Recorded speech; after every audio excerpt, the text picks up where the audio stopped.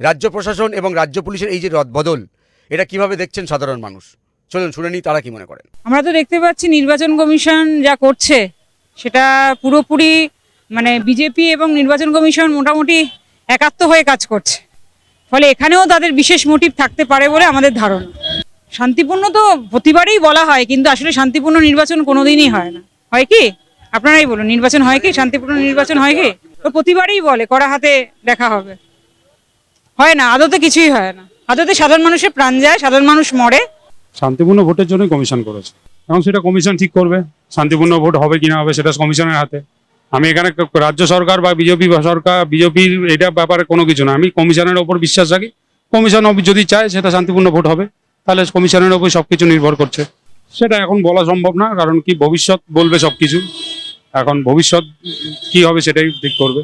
হ্যাঁ, নির্বাচন কমিশন যখন করেছে, একটা সিদ্ধান্ত নিয়েছে, এখানে তো আমাদের কিছু বলার নেই, সবকিছু নির্বাচন কমিশনের হাতেই রয়েছে।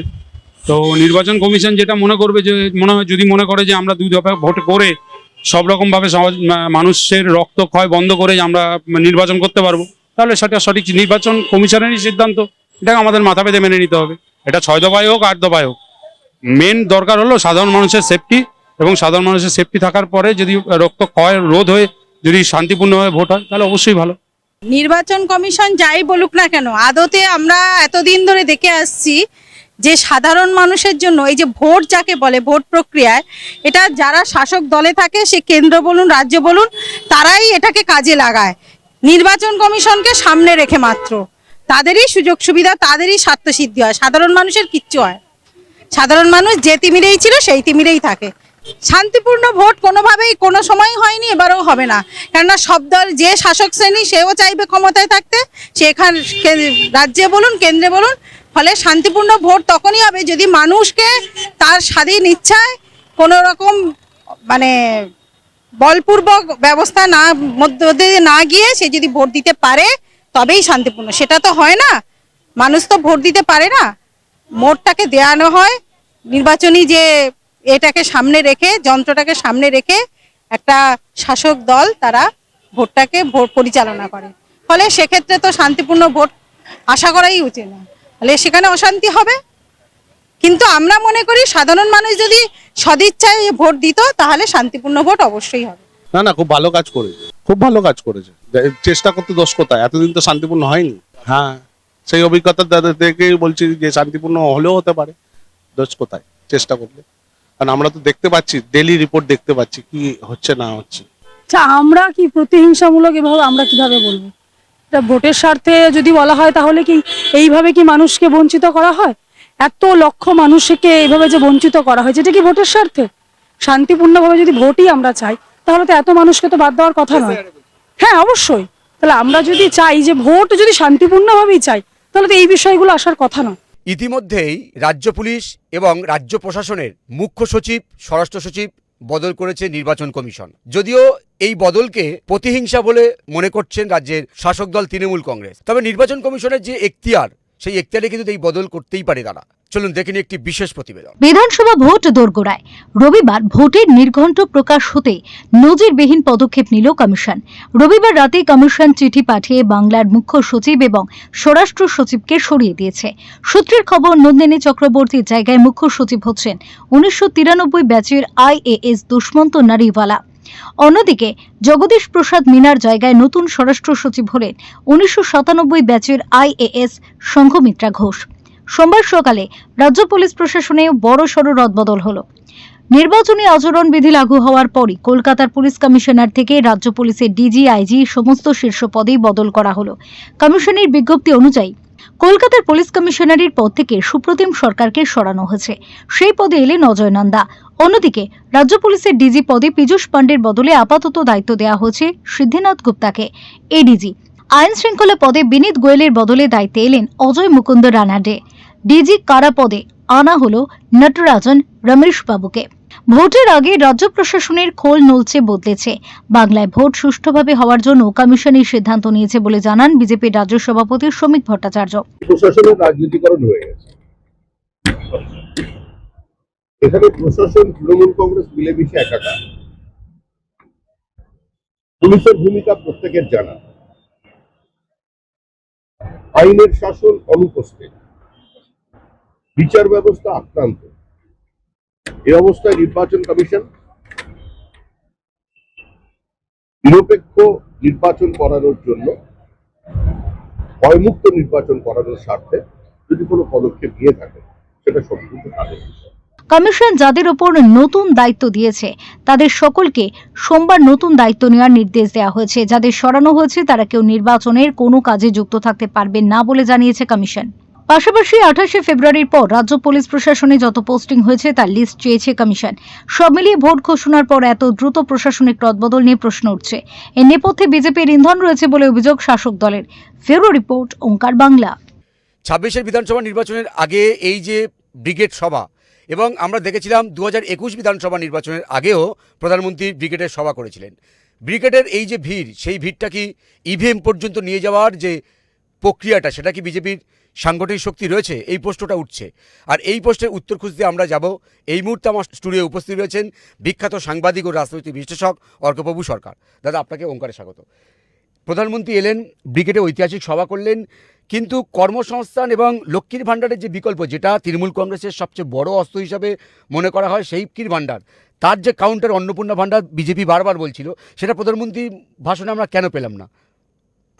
কর্মসংস্থানের কথা বলেছেন প্রধানমন্ত্রী, আর ওদের ওই সংকল্পপত্রে বাকি সব বিষয়গুলো উল্লেখ থাকবে। সেটা যখন প্রকাশ্যে আসবে, বিজেপি কি করতে চায় সব জানা যাবে। 21-এর আগে কিন্তু প্রধানমন্ত্রী নরেন্দ্র মোদী সভা করেছেন ওই ব্রিগেডে, তারপরেও বিজেপির ফলাফল আমরা জানি। তৃণমূল বলছে যে 26-এর আগেও মোদী সভা করলেন, কিন্তু ফলাফল সেভাবে সবাই জেনে যাবে তখন। মানে তৃণমূল কি বলছে সেটা তৃণমূলের বক্তব্য। ভোট দেবে মানুষ, মানুষ ভোট দিয়ে সরকার তৈরি করবে, সরকার ফেলবে। তৃণমূলের পক্ষে বর্তমানে যে অবস্থা স্বস্তিদায়ক কোনো কিছুই নয়, তাই ওগুলো সব বলতে হয়। ওগুলো ওরা বলছে, তৃণমূলও জানে তাদের ঠিক অবস্থাটা কি। খুব সম্ভব তাদের আসন অনেক কমবে, যদিও সরকার করতে পারে, টাই টুয়ে করতে পারবে, শপথও নিতে পারবে না। আবার এমনও হতে পারে তৃণমূল অ্যাকশন নিচে নেমে যেতে পারে। কিন্তু যেদিন ব্রিগেড হলো, সেদিন সজীব হাজার বাড়িতে যে ঘটনাটা ঘটলো, এটা কি একটু এড়ানো যেত না? ওটা কে ঘটিয়েছে, কেন ঘটিয়েছে, কে উস্কানি দিয়েছে, নিরপেক্ষ তদন্ত হলে বোঝা যাবে। শশীবাজার শ্যামপুকুর কেন্দ্রের অধিকাংশ কাউন্সিলর ওনার বিরুদ্ধে।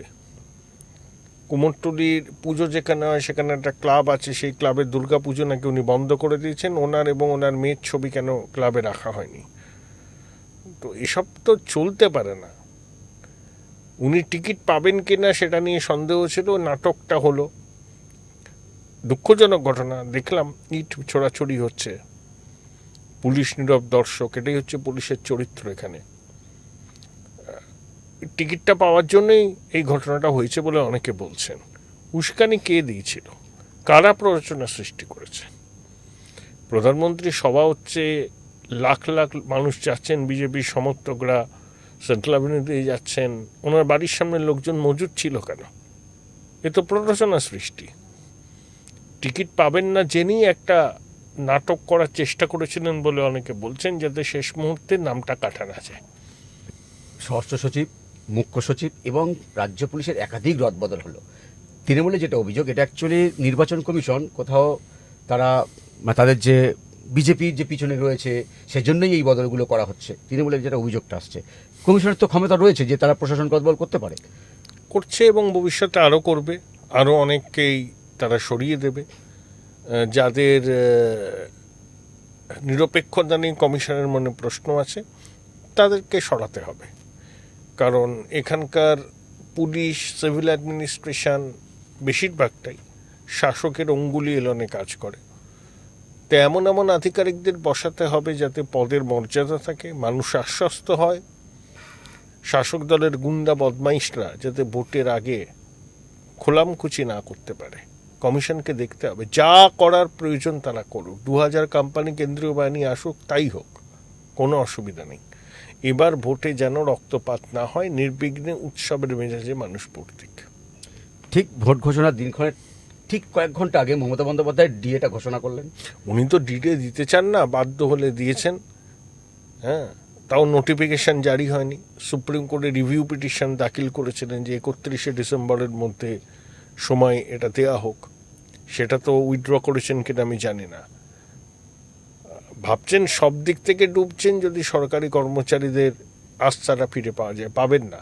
কারণ সরকারি কর্মচারীরা জানেন মুখ্যমন্ত্রী তাদের দাবিকে ঘেউ ঘেউ বলেছিলেন, দিয়ে আটকাবার জন্য 8 বছর ধরে চেষ্টা করেছেন, শেষ পর্যন্ত সুপ্রিম কোর্টে গিয়েছিলেন রিভিউ পিটিশন দাখিল করে সময় কিনতে। এখন ভোট এসে গেছে, সেই জন্য উনি বাধ্য হয়ে ঘোষণা করছেন। সরকার যদি ডিএ দিতে চাইতো তাহলে 8 বছর ধরে সুপ্রিম কোর্ট হাইকোর্টে মামলা করে ডিএটাকে আটকাবার চেষ্টা করতো না। বেশ, লক্ষ্মীর ভাণ্ডার, যুবসাথীর পর মর্জেন ভাতা এবং পুরোহিত ভাতাটা তো ছিলই আগে, বাড়িয়েছে, ও কি আছে, মানে ভোটে কি প্রভাব পড়বে পুরোহিত ভাতা? কিচ্ছু পড়বে না, কিচ্ছু পড়বে না। ভাতা নেবে, ভোট দেবে না। মানে বিজেপি যখন হিন্দু হিন্দু বলছে তখন মমতা বন্দ্যোপাধ্যায় তো বার্তা দিতে পারলো যে পুরোহিতদেরকে ভাতা তো আমি বৃদ্ধি করে দিলাম। তাতে কি হবে? মুয়াজ্জিনরা পাচ্ছে, পুরোহিতদের আগে আরো বেশি করে পাওয়া উচিত ছিল। উনি ঠেলায় পড়ে এসব করছেন, কিচ্ছু হবে না ওসবে। ব্যাস, ঠিক এই ভোটের যে আবহে এই মাঝখানে কিন্তু আরাবুল ইসলাম তিনি তৃণমূল ত্যাগ করলেন এবং শোনা যাচ্ছে আইএসএফ থেকে তিনি প্রার্থী হবেন। আইএসএফ থেকে ক্যানিং এতে দাঁড়াবেন, ক্যানিং পূর্বে শওকাত মোল্লার বিরুদ্ধে। ভালো লড়াই হবে। আরাবুল শওকাতের তো আকচাকচি আছেই। আরাবুল তৃণমূলের দুঃসময় ছিলেন, তখন শওকাত সিপিএম করতেন, রেজ্জাকের সঙ্গে ছিলেন। সেই আরাবুলের দলত্যাগ ওই অঞ্চলে তৃণমূলের ক্ষতি করবে এবং শওকাত মোল্লা রক্তচাপ বাড়াবে। না, আমি যেটা আপনাকে পরিষ্কার করে জানতে চাইছিলাম যে এই যে পুরনো দলের যে কর্মীরা যারা পুরনো যারা তৃণমূল, তারা কোথাও কি অবহেলিত হচ্ছে নাকি? মানে আরাবুল তো জেল খেটেছে, ওর বিরুদ্ধে অনেক অভিযোগ, ওর ছেলেও আক্রান্ত হয়েছে, ও পুরনো লোক। তৃণমূলে পুরনো লোকদের তো মর্যাদা নেই। এবং আরাবুলও একেবারে ধোয়া তুলসী পাতা নয়, ও শিক্ষিকাকে জাগ ছুড়ে মেরেছিল। যখন তৃণমূলে আরাবুলকে দরকার ছিল তখন তোল্লাই দিয়েছে, এখন শওকাত এসে গেছে, এখন আরাবুলকে দরকার নেই, তাই ছুড়ে ফেলে দিয়েছে। তো আরাবুল যদি আইএসএফে যোগদান করে ক্যানিং পূর্বে শওকাতের বিরুদ্ধে প্রার্থী হন, শওকাতের রক্তচাপ বেড়ে যাবে। বেশ দাদা, ঠিক ভোটের আগে আগে দেখছি আমরা হুমায়ুন কবির একটা যেন ব্যাক ফুটে, যখন ওরা শুরু হয়েছিল হুমায়ুন কবির পর্বটা, তখন ঢাক ঢোল পিটিয়ে যেন মানে হুমায়ুন কবির হচ্ছিল। এখন অনেকটা ব্যাক ফুটে মনে হচ্ছে না হুমায়ুন কবির? কারণ হুমায়ুন এখন নিজের জেলায় আছেন, মালদায় আছেন, ঘুরছেন, কারা কারা প্রার্থী হবেন সেসব নিয়ে চিন্তা ভাবনা করছেন, কলকাতাও আসবেন, ঠিক সময়ে হবে। ও তো বাবরি মসজিদের নাড়াটা লাগিয়ে তো একটা আলোড়ন তৈরি করেছে অন্তত মুর্শিদাবাদ এবং মালদায়। দেখা যাক না হুমায়ুন কী করে, ঠিক সময়ে দেখা যাবে। ইলেকশনের প্রচার যখন তুঙ্গে উঠবে তখন হুমায়ুনের ভূমিকাও স্পষ্ট হয়ে যাবে। বেশ, কমিশনের কাছে সবচেয়ে বড় চ্যালেঞ্জ শান্তিপূর্ণ ভোট করা, সেক্ষেত্রে দুদফায় ভোট। হ্যাঁ, ঠিকই করেছে। দুদফায় ভোট হলে সুবিধা হবে, সবার সুবিধা। কমিশনকে চেষ্টা করতে হবে, তার জন্য যা যা করণীয় সেটা যেন কমিশন করে। না, সেক্ষেত্রে যে তৃণমূল তো বলার সুযোগ পাচ্ছে যে বিজেপি এবং বামেরা তারা কিন্তু কমিশনের কাছে দুদফাই দাবি করেছিল, নয় এক নয় দুদফা, সেখানে শিলমোড় পড়লো। তাতে কি হয়েছে? যেটা কমিশন ভালো মনে করেছে সেটা করেছে। তৃণমূল বলার সুযোগ পেল না যে বিজেপি বেশি দফায় ভোট হওয়া, করোনার সময় পরিস্থিতি অন্যরকম ছিল। 2011তেও অনেক দফায় ভোট হয়েছে, 16তেও হয়েছে, 21এও হয়েছে, এবার কম দফায় হচ্ছে। কি অসুবিধা আছে? আপনাকে অসংখ্য ধন্যবাদ আমাদের সময় দেওয়ার জন্য। 26-এর বিধানসভা নির্বাচনের আগে প্রধানমন্ত্রী নরেন্দ্র মোদীর এই যে ব্রিগেডের সভা ভোটে কতটা প্রভাব ফেলে সেদিকে আমাদের অবশ্যই নজর থাকবে। আলোচনা আপাতত এই পর্যন্তই। অন্যান্য খবরের জন্য চোখ রাখুন ওঙ্কার বাংলায়। নমস্কার।